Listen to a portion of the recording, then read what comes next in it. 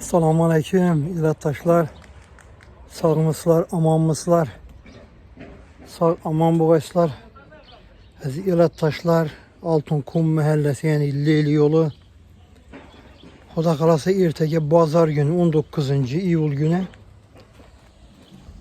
yenə Şabdal Baba məscidimizə bir gəlsənizlə, Xuda qalasa şimdi kömək gerek olub durdu. Ötən bazar günəm yaxşı bir kömək oldu, xəşər oldu. Yine Gürtüsuna İHÜ'deki tahtalar var. İndideki vaktинчаlı kurulayan kazakhanamız var. Kazakhana. Şuları buzuşumuz gerek. İHÜ'de durgan işler var. Aynalar var. Eskiden kalan. Şuları alıp oryantarette sıkılat etti ki şu ana ötürüp bir yeri taklaşımız gerek. Ezgiyeler taşlar. Böyle yaş yiğitler, Xuda qalasa. Bazı günü set bu 9'a karasak oldu. Bandattan keyin gelsek İsa'da yürünmüz. Ya da İsa'da yürüyenlerin məni yok. Yer bilen gelsek bir zamanda şöyle tazalaşımız gerek. Birileri Xuda qalasa. İndi işleri başlandı. Parkopçe boladı, gül atızla boladı. Burşetke taşıladığına yerleri gömdürüp İş başlaşımız gerek. Şunun için iltimaslardan Xuda qalasa baza günü gelsenizler beceri köçürüş gerek bir de. Tahta, ağaç, demir dirsekler var. Bugün hem Allah'a bir hesap şükür 6. gün. Yaxşı iş bol tuttu. Az gösterip ama yaxşı iş bol tuttu. Xuda qalasa əziz taşla iltimaslardan erten bazar günü Bamdad vaxtı gelsek 8-9'u işi yeküllüyümüz Xuda qalasa bir de. Yine şu masa kilçiler yani texnikeleri bilen gelse Xuda qalasa olup taşıyımız. Kütəmizlər ilə taşlar. Sağ aman boğaçlar.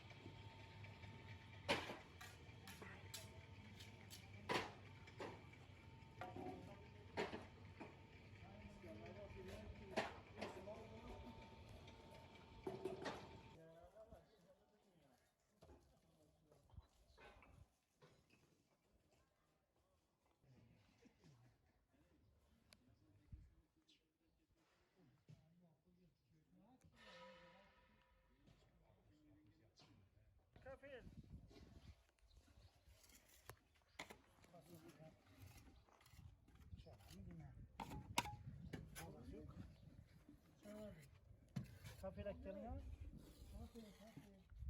Navluk'tan bir misin?